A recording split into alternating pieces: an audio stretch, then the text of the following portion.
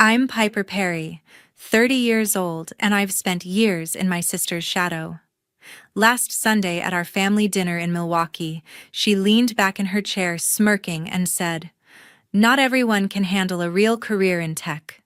The table buzzed with her usual praise, Mom nodding, Dad chuckling, her husband shifting uncomfortably. I gripped my fork, biting back a response. Then Grandpa, sharp as ever at 78, turned to me, his eyes glinting.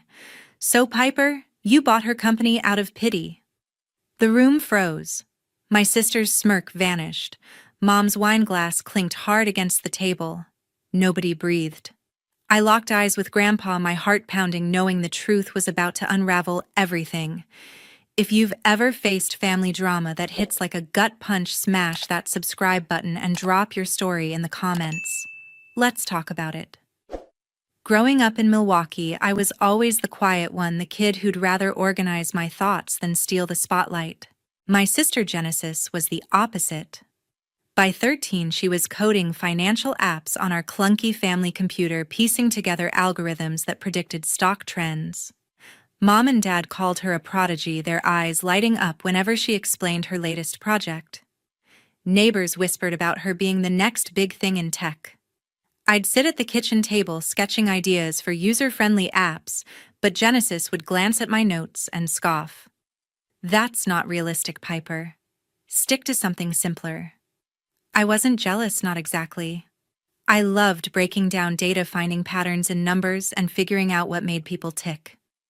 At 10, I'd spend hours analyzing our family's grocery budget, suggesting ways to save a few bucks. Mom would pat my head, say, "That's cute, Piper," and go right back to praising Genesis for her genius. Dad once handed me a calculator and said, "Keep practicing, kid. Maybe you'll catch up." It stung, but I swallowed it, telling myself I'd prove them wrong someday. School didn't help. Genesis skipped a grade, breezing through math and computer science like it was nothing.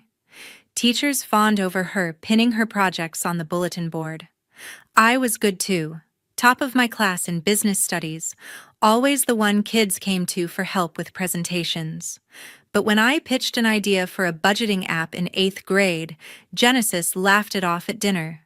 "Piper, nobody needs an app to tell them how to spend their money," she said, her voice dripping with that older sister's superiority.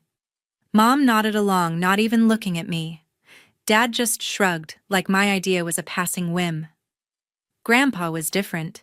He'd sit on the porch sipping his coffee, listening to me ramble about customer behavior and data trends. At 70, he'd retired from running a small accounting firm, but his mind was razor sharp. "You've got a knack for seeing what people need. Piper," he'd say, his voice steady, "don't let anyone tell you it's not enough." Those moments kept me going, but they were rare. Most of the time, I was invisible, trailing behind Genesis's glow. By high school, Genesis was entering coding competitions, racking up awards. She'd come home with trophies, and Mom would clear space on the mantel before she even walked through the door. I focused on what I was good at, analyzing markets, crafting pitches. I won a state debate contest at 16, but when I showed Mom the certificate, she said, "That's nice, Piper. Did you see Genesis's new app got featured in a tech blog?" I forced a smile, my chest tightening. Dad didn't even look up from his newspaper. It wasn't just family. Friends, teachers, even Uncle David, they all saw Genesis as the star. At family gatherings, people asked her about her latest coding project while I got questions like, "So, Piper, you still helping out with school stuff?" I'd nod, hiding how much it hurt. I wasn't just helping out. I was building skills, learning how to connect data to people's needs. But nobody saw it. Not Mom, not Dad, not even my sister's husband, who barely spoke to me back then. The worst part was how Genesis leaned into it. She'd correct my ideas in front of everyone, saying things like, "Piper Tech isn't about feelings, it's about results." I'd bite my tongue, not wanting to start a fight. But every time she dismissed me, it chipped away at my confidence. I started doubting myself, wondering if I really was just the support player in her story. Still, I kept at it, pouring my energy into understanding how businesses worked, how people made decisions. I wasn't coding like Genesis, but I was damn good at seeing the bigger picture. By the time I was 18, I'd had enough of being second best. I decided to carve my own path away from Genesis's shadow. I applied to the University of Wisconsin-Madison for business, not because it was flashy, but because it was practical. Genesis, of course, got into MIT, and Mom and Dad threw a party like she'd won the lottery. I packed my bags in silence, promising myself I'd make them see me not as Genesis's little sister, but as Piper, someone who mattered. Looking back, those years shaped me. The constant comparisons, the brushed-off ideas, the feeling of being less than it all pushed me to work harder, to prove I was more than what they thought.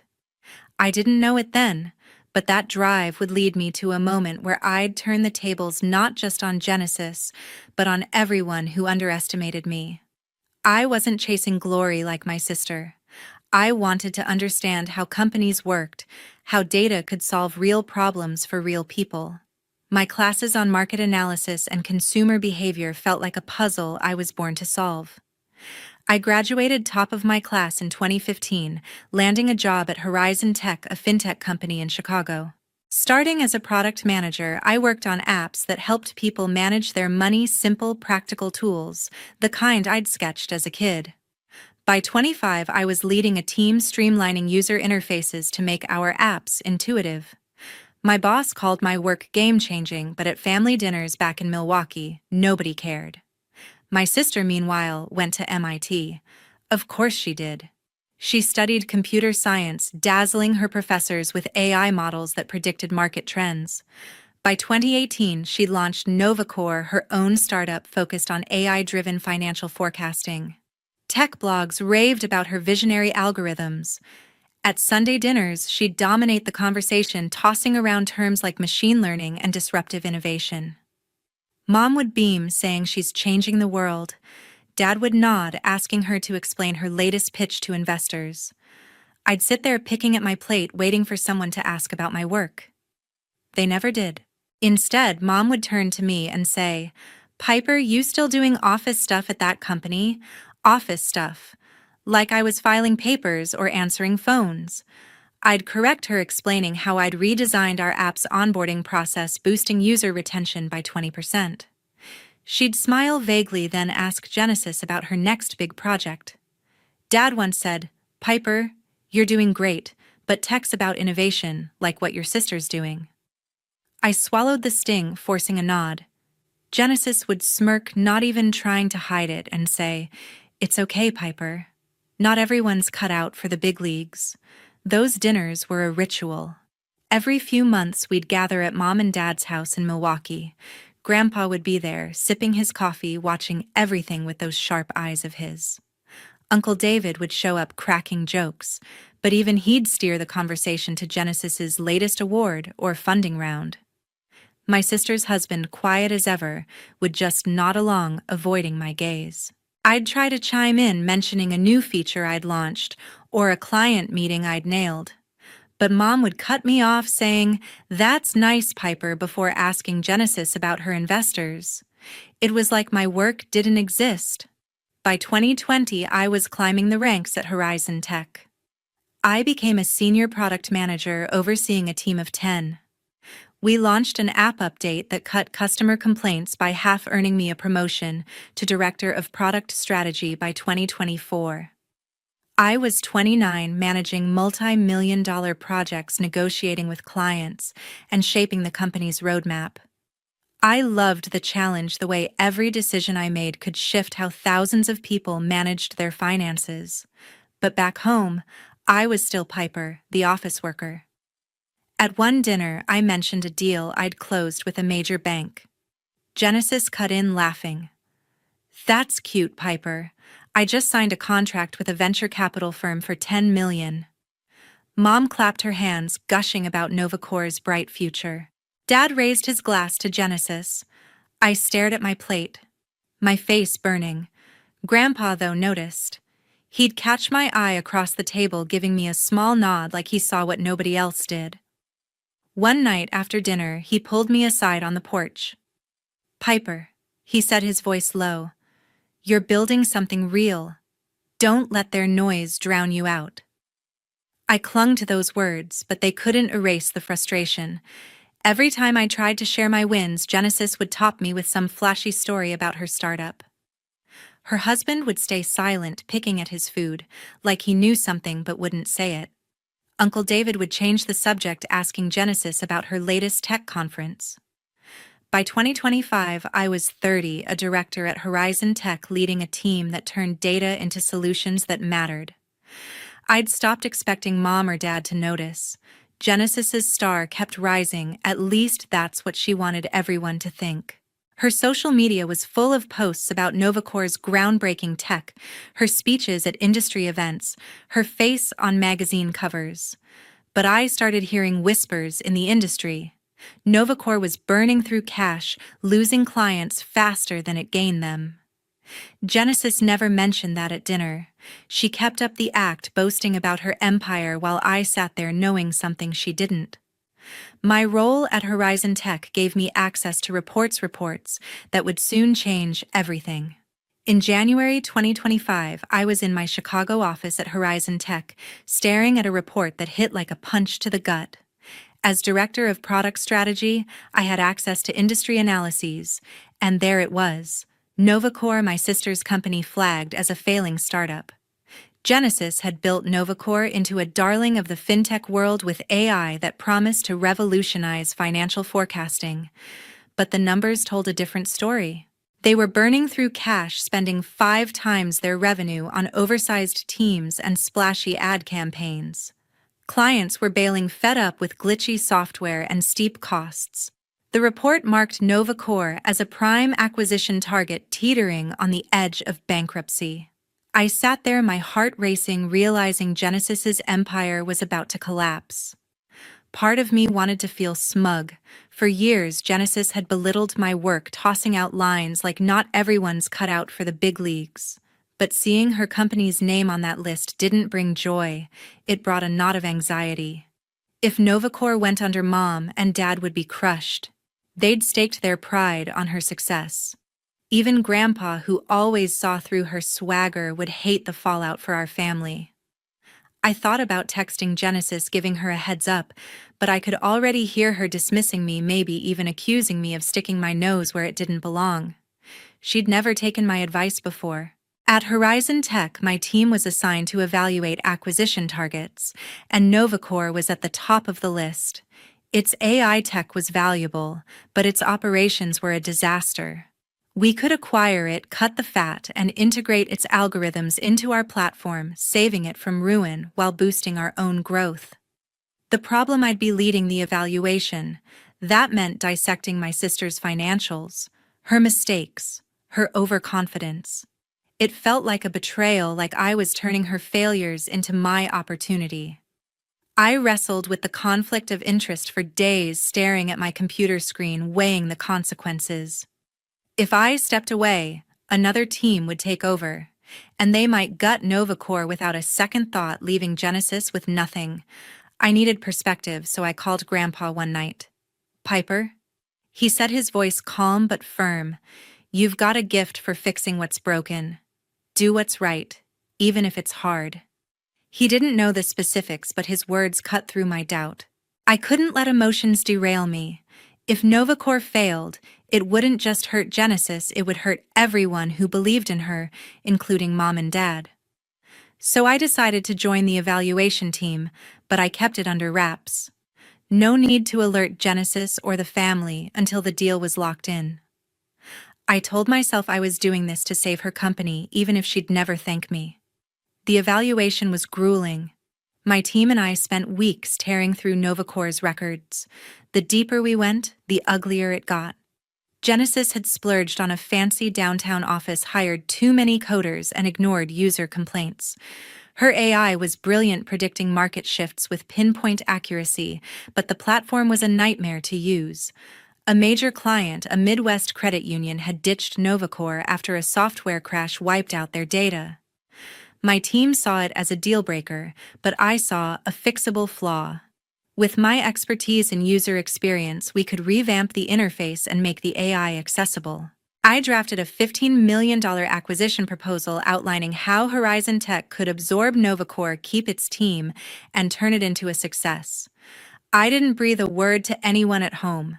Not mom, not dad, not grandpa. They'd think I was trying to overshadow Genesis stealing her thunder.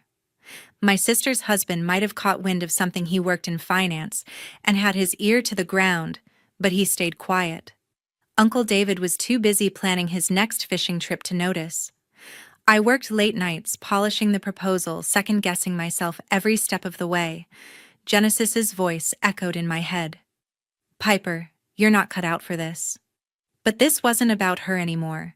It was about doing my job, proving I could handle the big leagues, and maybe saving her from her own mistakes.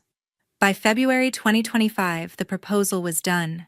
My boss called it a stroke of genius, and the board greenlit it. We set a meeting with Novacor's leadership, including Genesis, for early March. I hadn't talked to her in months, not since she'd brushed off my work at the last family dinner. I could already imagine her face when she saw my name on the acquisition papers. Would she explode? Or worse, would she laugh it off? One thing was certain: the next family dinner, just weeks away, was going to be a reckoning. It was a Sunday in March, and I sat at Mom and Dad's dining table in Milwaukee, the familiar hum of family chatter filling the air. The smell of roasted chicken and mashed potatoes didn't calm the knot in my stomach. I'd been dreading this dinner since I finalized the Novacor acquisition proposal last month. Across from me, Genesis leaned back in her chair, her voice cutting through the noise. "Not everyone can handle a real career in tech," she said, her smirk aimed right at me. Mom nodded, her eyes sparkling with pride. Dad chuckled, passing her the gravy. My sister's husband, Justin, shifted in his seat, avoiding my gaze. Uncle David laughed, oblivious, piling food on his plate. I gripped my fork, my knuckles whitening, but I stayed quiet. I'd learned long ago to let Genesis have her moment. Then Grandpa spoke. His voice, steady and sharp at 78, sliced through the room. "So, Piper, you bought her company out of pity." The words landed like a grenade. The table went silent. Genesis's smirk froze, her fork halfway to her mouth. Mom's wineglass clinked hard against her plate. Dad's eyebrows shot up, his mouth open. Justin's eyes flicked to me, wide with shock. Uncle David stopped chewing, his fork dangling. I locked eyes with Grandpa, his glint telling me he knew exactly what he was doing. My heart pounded, the truth I'd kept hidden for weeks clawing its way out. I took a deep breath, my voice steady despite the chaos in my chest. "I didn't buy it out of pity, Grandpa," I said, turning to Genesis. "I led the team at Horizon Tech that evaluated Novacor. Your company was drowning, spending 5 times its revenue, losing clients left and right. We proposed a $15 million buyout to save it from bankruptcy." The room stayed frozen, every eye on me. Genesis's face drained of color, her mouth twitching like she couldn't process the words. Mom gasped, her hand flying to her chest. Dad leaned forward, his voice low. "Piper, what are you talking about?" Justin stared at his plate, his jaw tight like he'd seen this coming. Genesis found her voice sharp and brittle. "You're lying, Piper. You're just jealous, trying to make me look bad." Her words stung, but I didn't flinch. "I'm not lying," I said, my tone firm. "I saw the reports. Your AI is brilliant, but your business model was a mess. Clients were leaving because of buggy software and bad user experience. I built the plan to fix it, to keep your team employed, to save what you built." I paused, letting it sink in. Horizon Tech's board approved it. The meeting's next week. "You'll see my name on the documents." Mom's voice trembled. "Piper, why didn't you tell us?" Dad shook his head, muttering, "This can't be right." Genesis slammed her fork down, her eyes blazing. "You went behind my back. You think you're better than me." Her voice cracked, betraying the panic beneath her anger. Justin finally spoke, his voice quiet but clear. "She's not lying, Genesis. I saw Piper's name in the industry reports last month." The room felt like it was shrinking, the air thick with tension. Grandpa leaned back, a faint smile tugging at his lips. Sounds like Piper's the one handling the real career in tech. He said, his words cutting deeper than Genesis's ever could. Uncle David coughed, trying to break the silence, but it didn't work. Mom stared at me, her eyes wide with confusion, like she was seeing me for the first time. Dad rubbed his forehead, muttering something about family business. Genesis pushed her chair back, her face a mix of fury and humiliation. "You had no right," she hissed, her voice shaking. "This is my company." I met her gaze, unflinching. "I had every right," I said. "I did my job. And I did it to save your company, not to take it from you." The silence that followed was deafening, heavier than any I'd ever felt. For years, I'd sat at this table invisible while Genesis basked in the spotlight. Now every eye was on me, and the weight of it was both terrifying and exhilarating. I'd spent weeks preparing for this moment, knowing it would come out, but nothing could have prepared me for the raw shock on their faces. The truth was out, and there was no going back. I pushed through the front door of Mom and Dad's house in Milwaukee, the cool March air hitting my face as I chased after Genesis. She stood on the porch, her arms crossed, staring into the dark. Her breath was uneven, her shoulders tense from the bombshell I'd dropped at dinner. I'd just revealed that I led Horizon Tech's plan to buy Novacore, her failing company, and she'd stormed out, her anger shaking the room. "Genesis." I called, my voice firm but not harsh. She didn't turn, but I saw her hands clench tighter. "We need to talk. You can't just walk away from this."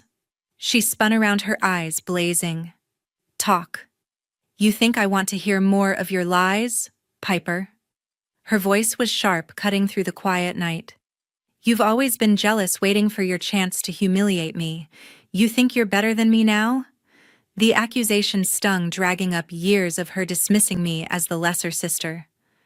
I took a step closer, keeping my voice steady. "I'm not lying, Genesis. Novacore was collapsing, clients gone, money burned. I spent weeks building a $15 million plan to save it, to keep your AI, your team. This isn't about beating you. It's about saving what you built." Genesis scoffed, her laugh bitter and cold. "Saving it? You expect me to believe you're doing me a favor? You went behind my back, Piper. You want to take my company and make it yours." Her words were a knife, twisting with every syllable. I shook my head, frustration rising. "I didn't go behind your back. I did my job. If I hadn't stepped in, Novacore would be bankrupt by now. Your AI is brilliant, but your platform's a disaster. I fixed what you ignored." For a moment, her eyes flickered with uncertainty, but she quickly masked it with defiance. The door creaked open, and Mom stepped onto the porch, her face pale. "Piper, this isn't right," she said, her voice trembling. "You should have told Genesis first, not ambushed her like this."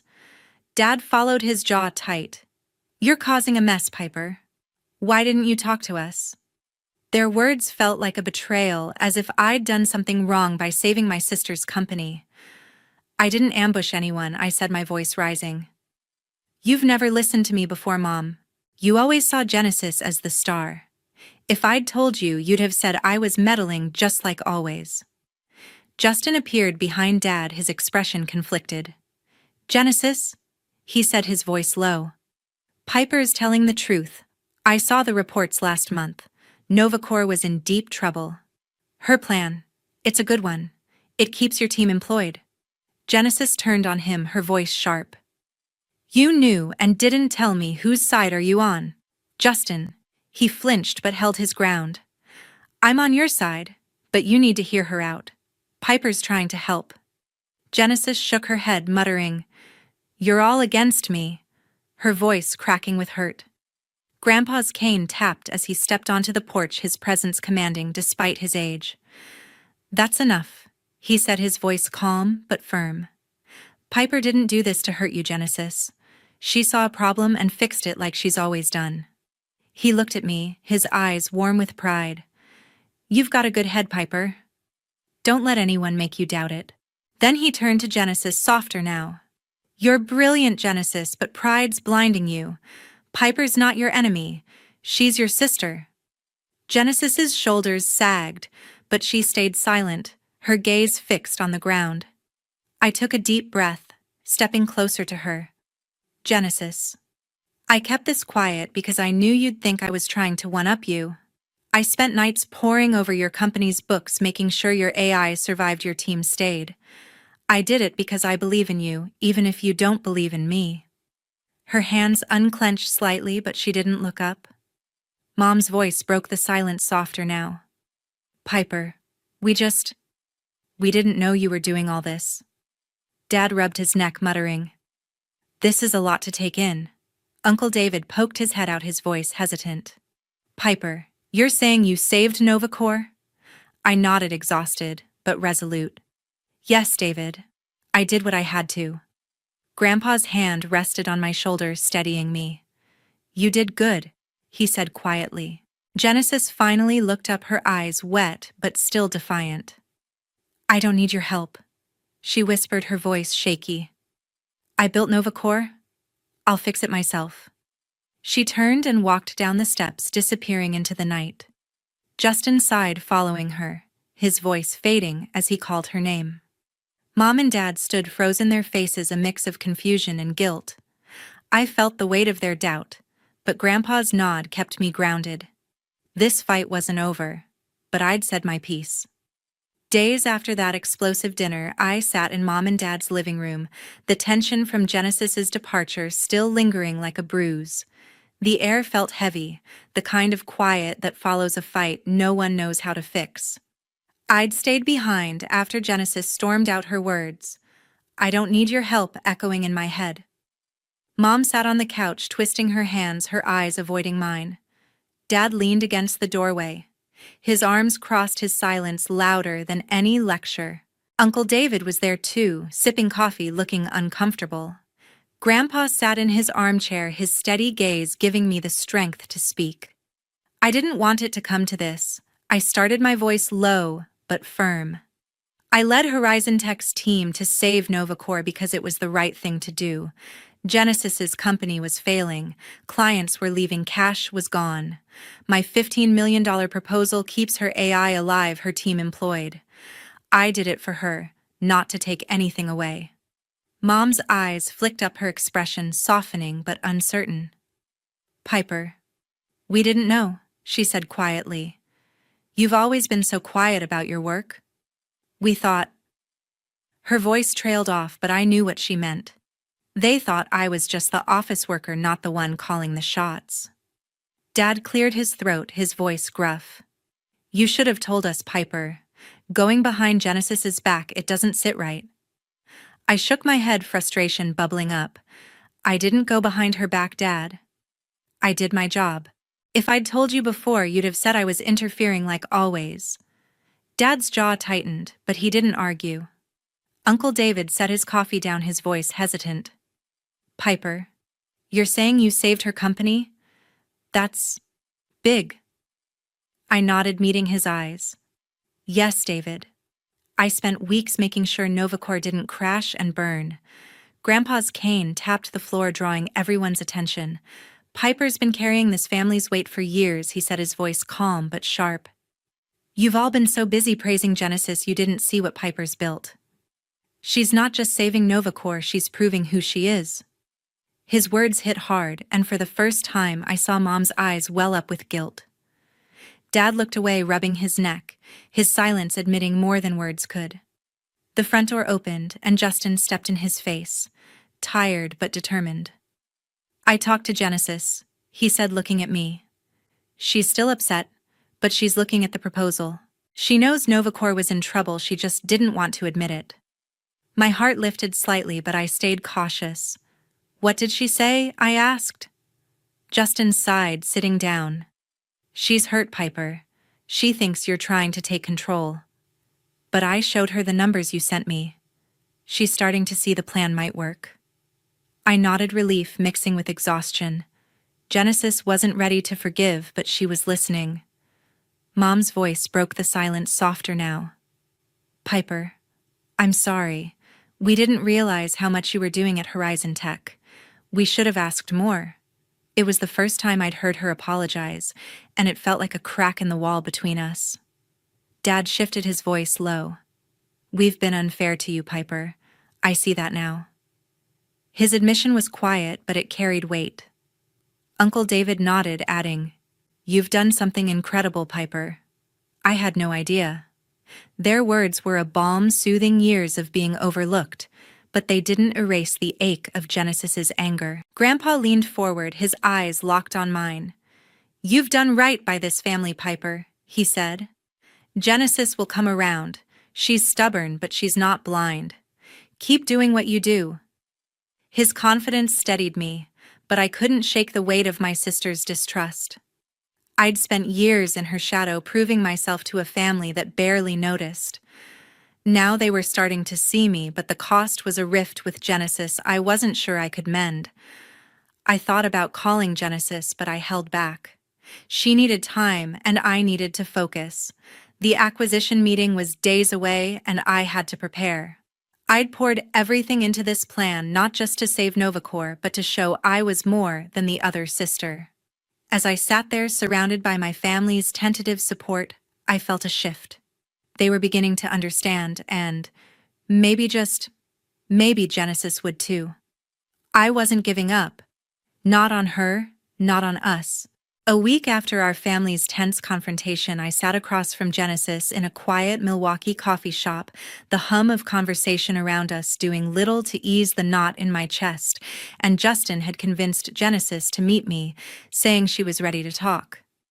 She sat stiffly, her coffee untouched, her eyes fixed on the table. I took a deep breath, breaking the silence. "Genesis, I never wanted to hurt you. I led Horizon Tech's plan to save Novacor because I believed in your work. I still do." Her jaw tightened, but she didn't interrupt, so I pressed on. "Your AI is groundbreaking, but the business was falling apart. My $15 million proposal keeps it alive. Your team, your vision." She finally looked up, her eyes softer but guarded. "I saw the proposal, Piper," she said, her voice low. "Justin showed me the numbers. You saved Novacor." Her admission was quiet, almost reluctant, but it carried weight. "I thought you were trying to take it from me." I was wrong. The words hit me hard, a crack in the wall between us. I nodded, my throat tight. "I've spent years feeling like I was in your shadow, Genesis. Every family dinner, it was always about you. I just wanted to show I could do something that mattered." Genesis's expression softened, a flicker of guilt crossing her face. "I didn't know you felt that way," she said. "I was so caught up in Novacor, I didn't see how I was pushing you away." "I'm sorry, Piper." Her apology was raw, tinged with the pride she couldn't fully let go. I swallowed hard, the years of being overlooked bubbling up. "I'm sorry too," I said. "I should have talked to you sooner, but I was scared you'd think I was trying to outshine you." We sat in silence for a moment, the weight of our words settling between us. She reached across the table, her hand hesitating before touching mine. "You didn't just save my company," she said. "You showed me I need to listen more. I want us to work together on this, Piper. Your plan, it's good. Really good." Her offer caught me off guard, a spark of hope I hadn't expected. I smiled, nodding. "I'd like that. Let's make Novacor what it was meant to be."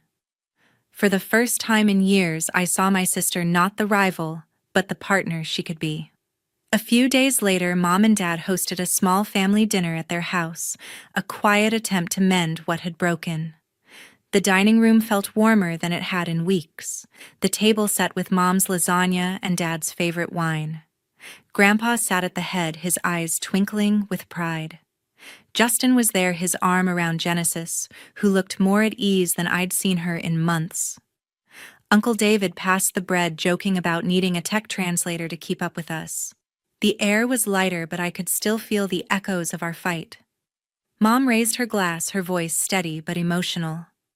"Piper, Genesis, we've been wrong to compare you two. You're both incredible, and we're so proud." Dad nodded, his eyes meeting mine. "Piper, I didn't see how much you've done. I'm sorry for that. You've earned your place." His words were simple, but they healed something deep inside me. Grandpa chuckled, lifting his glass. To Piper and Genesis, two brilliant women who remind us what family's about. We clinked glasses, and I caught Genesis's eye, her smile small but genuine. Justin spoke up, his voice calm. The acquisition's moving forward. Genesis and Piper are working together to integrate Novacore's tech with Horizon's platform. It's going to be big. Uncle David grinned, shaking his head. You two are unstoppable, he said. Genesis laughed a real laugh and squeezed my hand under the table. We are, she said, her voice warm. I felt a weight lift, years of tension dissolving in that moment. As the evening wound down, I stepped onto the porch, the cool night air clearing my thoughts. I thought about the journey, being the overlooked sister fighting to prove myself, saving Novacore not just for Genesis, but for me. I'd spent so long chasing approval, but now I saw it. I didn't need it. I'd built something real, and my family finally saw me for it. Genesis joined me, her presence quiet but steady. We're good, right? She asked, her voice soft. I nodded, smiling. Yeah, we're good. Looking back, I realized this wasn't just about saving a company. It was about understanding myself, my sister, our family. We'd been pitted against each other, but we were stronger together. As I stood there, the stars bright above Milwaukee, I felt whole. Not because I'd won, but because we'd found a way to rebuild what mattered most. This incompetent moron will finally embarrass herself. After this deal, I'm done with her. I stared at the text message glowing on Miles's tablet screen, my coffee growing cold in my hands. The words felt like ice water in my veins. 6 months. 6 months I had poured my heart, soul, and every waking moment into preparing for tomorrow's pitch meeting with Gravora Group, the deal that would make or break our consulting firm, Thornlin Analytics. My name is Joanna Wilkes, and for the past 8 years, I've been building something I thought was ours. Miles and I started this business together in Portland, Oregon, working 16-hour days from our cramped apartment, surviving on instant noodles and determination. I was the strategist, the one who crafted our proposals and presentations. He was the charmer, the face that clients loved. At least that's what I believed. The tablet had been sitting on our kitchen counter, forgotten after Miles rushed upstairs to take what he called an urgent client call. The screen lit up when I accidentally bumped it while clearing dishes. What I saw made my stomach drop. The message was sent to someone named V, with a heart emoji next to the contact name. Victoria, his assistant. The woman who'd been working late with him far too often these past few months. I scrolled up through their conversation, my hands trembling. Months of messages, intimate jokes, plans for after the divorce, detailed discussions about how they would push me out of the business once this Gravora deal was secured. How he'd been telling potential investors that I was just the background support while he was the real brains behind the operation. The cruelest part, they'd been laughing about my dedication. About how hard I'd been working on this presentation, staying up until 3 a.m. perfecting every slide, rehearsing every talking point. About how I had no idea what was coming. Baby, you should see her scrambling around, thinking this is her big moment. One message read. She has no clue that tomorrow is the day I finally get rid of the dead weight. Victoria had responded with laughing emojis and a message that made my blood boil. Can't wait to celebrate afterward. Just you and me running the show. I heard Miles's footsteps on the stairs. Quickly, I placed the tablet exactly where I'd found it and pretended to be loading the dishwasher. My mind was racing, but my face remained calm. 8 years of marriage to a manipulator had taught me how to hide my emotions when I needed to. Everything okay down here? Miles asked, wrapping his arms around me from behind. His touch, which once brought comfort, now felt like a snake coiling around my shoulders. Perfect, I said, leaning back against him with a smile that could have won an Oscar. Just thinking about tomorrow. I'm so excited about our presentation. He squeezed me tighter. Our presentation. That's right, sweetheart. We're going to crush it together. Together. What a beautiful lie. The next morning arrived with deceptive normalcy. I woke at 6 a.m. as always, went through my usual routine of yoga and meditation, then headed to our home office to do final prep work. Miles was already there, looking fresh and confident in his navy suit, the one I'd bought him for our anniversary last year. "Big day?" he said, not looking up from his laptop. "Are you feeling ready?"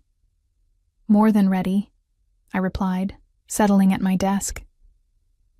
The presentation was loaded on both our computers, backup copies saved to the cloud. Every slide was perfect, every statistic verified, every argument bulletproof. I'd spent the last 6 months researching Gravora Group's pain points, their competition, their growth projections. This wasn't just a pitch. It was a surgical strike designed to address every concern they might have. What Miles didn't know was that I'd also spent the early morning hours making some additional preparations. A quick call to my divorce attorney, Rebecca Hayes, whom I'd worked with on several client cases. A discreet email to our accountant requesting copies of all business financial records. And most importantly, setting up a recording app on my phone. "I'll make us some coffee," Miles announced around 9 a.m. The meeting was scheduled for 10:30 a.m. via video conference. Gravora Group's leadership team would be joining from their headquarters in Seattle, along with their legal counsel and 3 potential investors. I watched him move around our kitchen with the same easy confidence he'd always had. He was handsome. I'd give him that. Dark hair with just enough gray at the temples to look distinguished, green eyes that could charm anyone, a smile that had convinced me to trust him with my heart and my future. But this morning, I saw him differently. The way he hummed while he worked. Was he actually happy about what he was planning to do to me? He returned with 2 matching black mugs. His and hers coffee cups we'd bought during our honeymoon in Italy. The irony wasn't lost on me. "Here you go, honey," he said, setting my mug down with extra care. "Drink up. You'll need the energy." The coffee looked and smelled normal. Dark roast, just how I liked it. But his smile was too sweet, too deliberate. I took a small sip and watched his face. Was that satisfaction I saw flash across his features? "Thank you," I said warmly. "You always take such good care of me." His phone buzzed. Victoria, no doubt. "I need to use the bathroom quickly before we start," he said, already moving toward the hallway. "Can you pull up the presentation? I want everything ready to go." The moment he disappeared, I sprang into action. I switched our mugs with practiced efficiency, placing his in front of my computer and mine in front of his. Then I settled back into my chair, pulled up the presentation, and waited. When he returned, he sat down without glancing at the mug, took a generous sip of what he thought was his untainted coffee, and smiled at me with perfect, oblivious satisfaction. The meeting was about to begin, and so was his downfall. At exactly 10:30 a.m., our computer screen filled with faces. Harrison Webb, Gravora Group's CEO, appeared in the main window, a distinguished man in his 60s with sharp eyes that missed nothing. Beside him sat Jennifer Coleman, their chief operating officer, and Thomas Rivera, their head of business development. 3 additional windows showed the potential investors Miles had been courting for months. "Good morning, everyone," Harrison said, his voice clear through our speakers. "We're excited to hear what Thornlin Analytics has prepared for us today." Miles straightened in his chair, his confident smile firmly in place. "Thank you for this opportunity, Harrison. Joanna and I have been working tirelessly to create something we believe will transform your operational efficiency." I noticed he emphasized Joanna and I, making sure to position himself as the leader. But as he reached for his coffee mug to take another sip, I caught something else, a slight tremor in his hand. "Interesting. Before we begin," I interjected smoothly, "I want to acknowledge what an honor this is. Gravora Group's reputation for innovation precedes you, and we're thrilled to potentially partner with an organization that shares our commitment to excellence." The investors nodded approvingly. This was exactly the kind of respect and professionalism they expected. Miles shot me a quick glance. Was that irritation?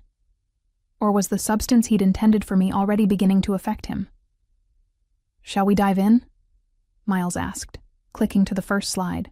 "Our analysis indicates—" He paused, blinking hard. "Our analysis indicates that Gravora Group faces 3 primary challenges in the current market landscape." His voice was still strong, but I noticed he was speaking more slowly than usual. Harrison leaned forward slightly, his attention fully focused. These were sharp business people. They'd notice any sign of weakness or unprofessionalism. "The first challenge," Miles continued, "is operational redundancy across your regional offices. Our research shows—" Another pause. He rubbed his temple with his free hand while reaching for his coffee with the other. "Shows that you could achieve 18% greater efficiency through streamlined processes." I watched the investors' faces. They were listening intently, but I could see subtle signs of concern beginning to form. Miles was stumbling slightly over words that should have been second nature to him. "The second challenge involves data integration," I said, seamlessly taking over.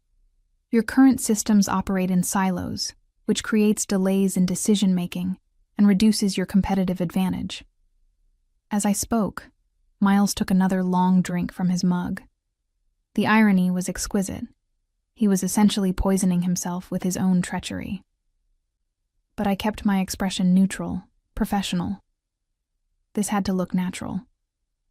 "Miles, would you like to elaborate on the technical aspects?" I asked sweetly. He blinked several times, clearly trying to focus. "Yes, absolutely. The technical aspects they're quite complex, but essentially—" His words were beginning to slur almost imperceptibly. Harrison's eyebrows rose slightly.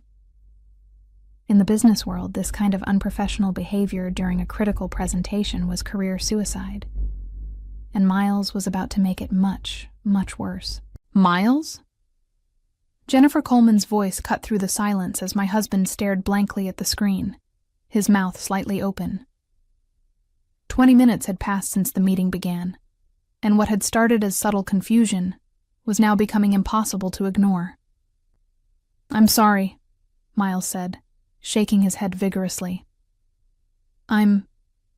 There's something." He reached for his coffee again, taking another gulp as if it might clear his head. The substance, whatever it was working exactly as he'd planned it to work on me. "The data integration challenges are significant."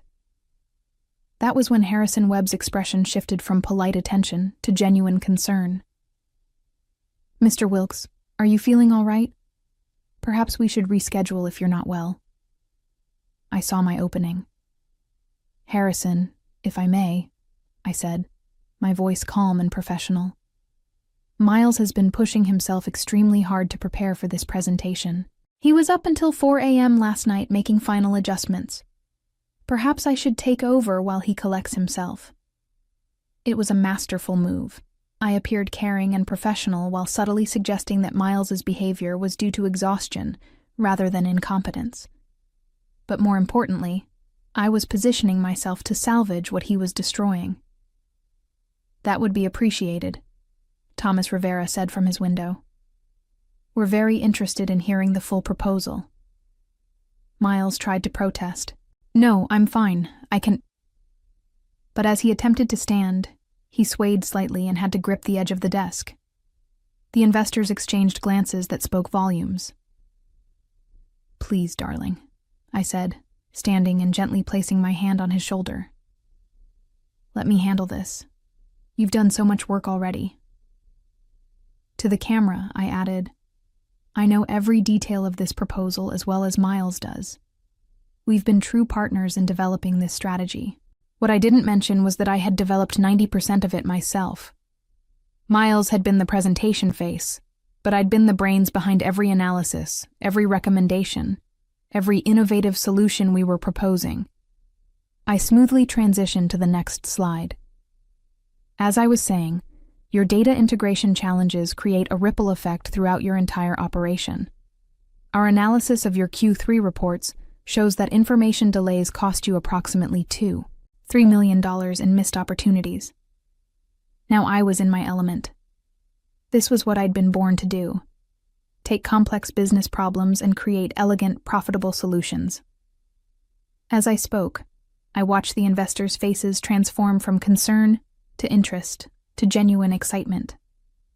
Furthermore, I continued, clicking to a detailed chart I'd spent weeks perfecting, our proposed implementation timeline would have you seeing measurable results within 90 days, with full optimization achieved in 6 months. Harrison leaned back in his chair, clearly impressed. These metrics are quite ambitious, Mrs. Wilkes. How confident are you in these projections? Completely confident, I replied, without hesitation. We've modeled these scenarios using data from 3 comparable companies, and in each case, our methods exceeded projected outcomes. Behind me, Miles was trying desperately to regain his composure. He'd managed to sit back down, but his face was pale, and he was blinking repeatedly as if trying to clear his vision. The substance he'd intended to humiliate me with was systematically destroying his credibility instead. "This is impressive work," Jennifer Coleman said. "The depth of analysis is exactly what we'd hoped to see." "Thank you," I said, genuinely pleased. This project represents months of research and strategic thinking. We understand that you have multiple consulting firms competing for this contract, which is why we've gone far beyond surface-level recommendations. As I spoke, I noticed one of the investors, Margaret Torres from Calden Moore Partners, taking notes furiously. That was always a good sign. In my peripheral vision, I could see Miles fumbling with his coffee mug again, clearly confused about why he was feeling worse instead of better. The beautiful irony wasn't lost on me. He'd planned to watch me humiliate myself, to use my supposed failure as justification for pushing me out of our business. Instead, he was witnessing my finest professional moment while experiencing the very fate he'd intended for me. But this was only the beginning. The best part was yet to come. "If we could move to the implementation timeline," I said, advancing to slide 12. "You'll see that we've broken the project into 3 distinct phases, each with measurable milestones and success metrics." Harrison Webb nodded approvingly, but his attention kept drifting to Miles, who was now gripping the arms of his chair as if the room were spinning. "Mr. Wilkes, are you certain you don't need medical attention?" This was the moment I'd been waiting for. "You know what?"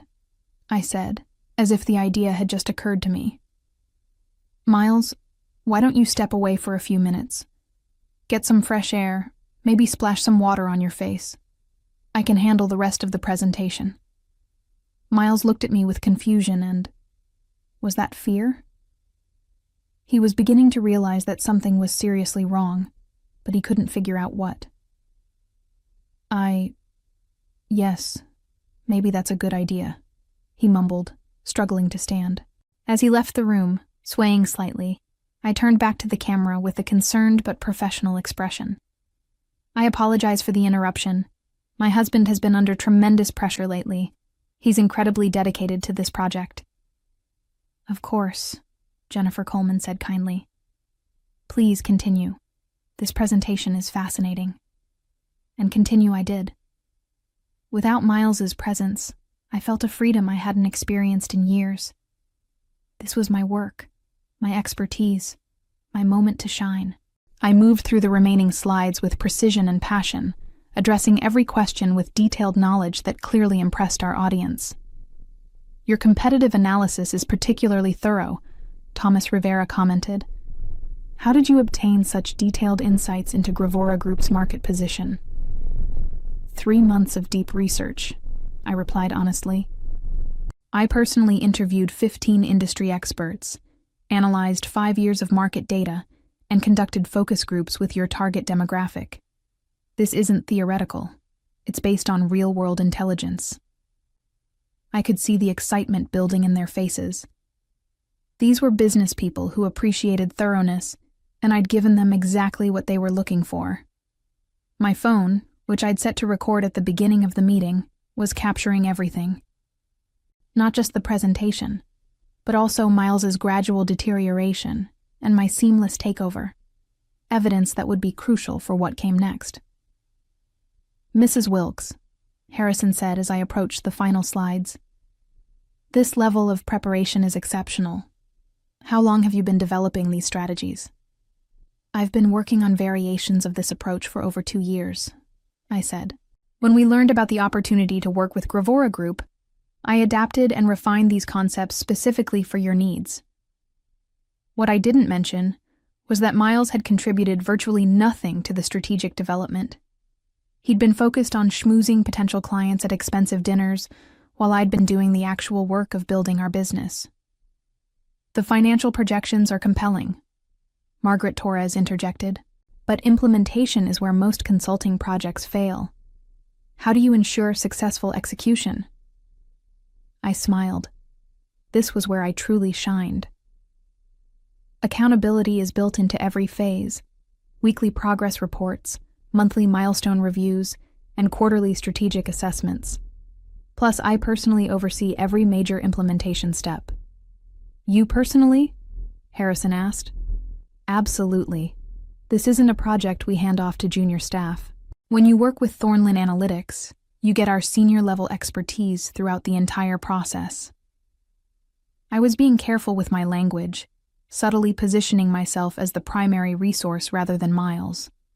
But I was doing it professionally, focusing on capability rather than making any negative comments about my husband. As we moved into the final phase of the presentation, I felt a surge of confidence I hadn't experienced in months. This was going better than I'd ever dreamed. And the best part? Miles was missing his own professional destruction. The presentation concluded to enthusiastic responses from all participants. Harrison Webb looked genuinely excited, Jennifer Coleman was asking detailed follow-up questions, and the investors were clearly impressed by what they'd seen.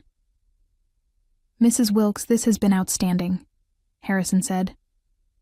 "I have to ask, is this level of strategic thinking typical of your work?" "It is," I replied confidently. "I believe in going beyond surface-level analysis to uncover the real opportunities for growth and efficiency." "How soon could you begin implementation if we move forward?" Thomas Rivera asked. "Immediately," I said. "I've already cleared my schedule in anticipation of this project. My full attention would be dedicated to ensuring Gravora Group's success." Again, I was careful to use I rather than we. Not inaccurately. I truly was the one who would be doing the work. But it was also strategically positioning myself as the primary resource. That's when Miles stumbled back into the room, looking even worse than when he'd left. His face was ashen. He was moving unsteadily, and there was genuine confusion in his eyes. "How's everything going?" he asked, his words noticeably slurred now. The contrast was striking. Here I was, delivering a flawless presentation with confidence and expertise, while he could barely form coherent sentences. The optics were devastating for him. "We were just discussing implementation timelines," I said gently, as if speaking to someone who was clearly unwell. "Why don't you sit down, honey?" Harrison Webb's expression had shifted to one of concern mixed with professional assessment. In the business world, reliability and professionalism were everything. What he was witnessing would raise serious questions about Miles's capability to handle a multi-million-dollar project. "Mr. Wilkes," Harrison said carefully, "perhaps we should continue this conversation when you're feeling better." No, Miles protested, trying to inject energy into his voice. "I'm fine, just tired. Let me walk you through the final recommendations." But when he tried to advance to the next slide, he clicked the wrong button and accidentally closed the presentation entirely. The fumbling that followed, his desperate attempts to reopen the file while clearly struggling with basic computer functions, was painful to watch. "It's all right," I said smoothly, reopening the presentation on my computer and sharing my screen instead. "Technical difficulties happen. Here we go." I guided the discussion through the final points with professional grace, making Miles's struggles look like minor hiccups rather than major red flags. But the damage was done. These business leaders had seen everything they needed to see. As the meeting wound down, Harrison made a comment that sent chills down my spine. "Mrs. Wilkes, your expertise is exactly what we're looking for. We'll be in touch very soon with our decision." Not your company's expertise. Not Thornlin Analytics' expertise. My expertise. After we ended the call, Miles slumped in his chair, looking confused and exhausted. "What happened?" he asked. "I felt fine this morning, and then—" "You've been pushing yourself too hard," I said with false sympathy. "Maybe you should go lie down. I'll handle any follow-up with the clients." As he struggled to stand and make his way to our bedroom, I sat alone in our office, contemplating what had just occurred. The meeting had gone better than I'd ever imagined. I'd not only salvaged what Miles had tried to destroy, I'd potentially secured the biggest contract of our careers. But more importantly, I'd documented everything. The recording on my phone captured not just Miles's deteriorating condition, but also his admission that he'd felt fine that morning before drinking the coffee he'd prepared. The trap he'd set for me had caught him instead, and now it was time to spring a few traps of my own. Within an hour of the meeting's conclusion, I was already implementing the next phase of my plan. Miles was upstairs, sleeping off whatever substance he'd intended to use against me, while I worked methodically to secure my future and expose his betrayal. First, I called Rebecca Hayes, my attorney. "Rebecca, it's Joanna Wilkes. We need to meet today. I have evidence of my husband attempting to drug me, plus documentation of his plans to steal our business." "Joanna, that's a serious accusation. What kind of evidence are we talking about?" "Audio recordings, text messages, and witness testimony from a business meeting where he inadvertently dosed himself with whatever he'd put in my coffee. Can you meet me at 4 p.m.? Next, I forwarded the screenshots I'd taken of Miles's text conversation with Victoria to my secure email account. Then I sent a carefully worded email to Harrison Webb. "Dear Mr. Webb, thank you for your time today. I wanted to follow up personally on a few details from our presentation. As you may have noticed, my husband seemed unwell during our meeting. This morning's incident has made me realize that I need to address some personal matters that could affect our professional relationship. I want to assure you that my commitment to this project remains absolute, and my ability to deliver results is in no way compromised by these personal circumstances. I'll be available by email and phone for any questions you might have." It was professional, but hinted at underlying issues without being explicit. Harrison Webb was shrewd enough to read between the lines. Finally, I called our business accountant and requested an emergency audit of all company finances. I need documentation of who contributed what to the business, including intellectual property, client relationships, and financial investments. By 3 p.m., I'd also visited our bank and opened a separate business account in my name only, transferring the funds I could prove I'd personally contributed to the company. The intellectual property rights were trickier, but Rebecca would help me sort through those. Miles was still sleeping when I left for my attorney meeting. I left a note saying I'd gone to run errands and would be back by dinner. Let him think everything was normal for a few more hours. The irony was delicious. He'd spent months planning to push me out of our business, thinking I was too naive and trusting to see it coming. But his own arrogance had blinded him to the most important fact. I'd built this company. I was the strategist, the researcher, the one who created the solutions our clients paid for. He'd just been the pretty face delivering my work. Now he was about to learn exactly what happened when you underestimated the woman who'd made your success possible. At 6 p.m., I returned home to find Miles awake, but still groggy, sitting at our kitchen table with a cup of tea. The irony of him drinking something I'd prepared wasn't lost on me, though this time it was just harmless chamomile. "Feeling better?" I asked, setting down my purse and affecting a concerned tone. I don't understand what happened, he said, rubbing his temples. I felt fine this morning, then suddenly I could barely think straight during the meeting. I probably ruined everything. Don't worry about it, I said soothingly. I managed to salvage the presentation. Actually, Harrison Webb seemed quite impressed with our work. Miles looked up sharply. Our work? Well, the strategic analysis we developed together, I said carefully. Though I did most of the talking after you started feeling unwell. I watched his face as the implications sank in. If I'd successfully completed the presentation, then his plan to watch me fail had backfired completely. But he couldn't figure out how or why he'd been the one to fall apart instead. Did they say anything about moving forward? He asked. Harrison said they'd be in touch soon with their decision. I think we have a real chance. What I didn't mention was the email I'd received from Harrison just an hour earlier. Joanna, after today's presentation, I'm confident that you're exactly what Gravora Group needs. Let's schedule a call tomorrow to discuss terms. I was impressed not only by your strategic thinking but also by your professionalism under difficult circumstances. The contract was mine. The business was mine. And tomorrow, Miles would learn exactly how thoroughly his life was about to change.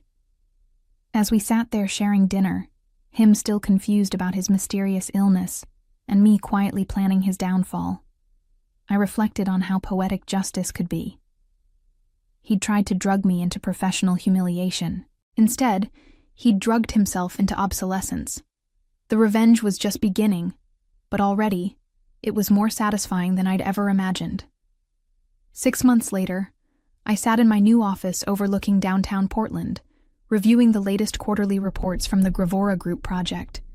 The results exceeded even my optimistic projections. We'd achieved a 22% efficiency increase and saved them $3.8 million in the first phase alone. The divorce had been swift and decisive. Rebecca Hayes had presented such compelling evidence of Miles's attempted sabotage and planned theft that his attorney had advised him to settle quickly. I'd retained full ownership of Thornland Analytics, along with our client list and all intellectual property I could prove I'd developed. Miles had tried to contest the settlement, claiming he'd been drugged without his knowledge. But when the toxicology report revealed traces of a mild sedative, something easily obtainable but requiring premeditation to use, combined with his text messages plotting to remove me from the business, his credibility had crumbled entirely. Victoria had been terminated from her position the same week I'd forwarded her inappropriate communications with my husband to her professional licensing board.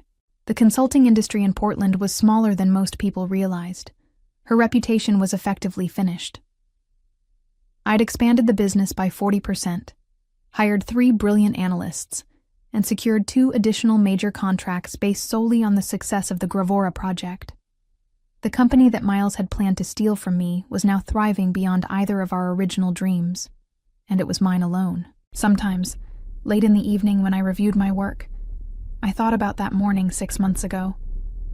How he'd handed me that coffee with such smug satisfaction, so certain he was about to watch me destroy myself. How he'd never imagined that his own arrogance would be his downfall.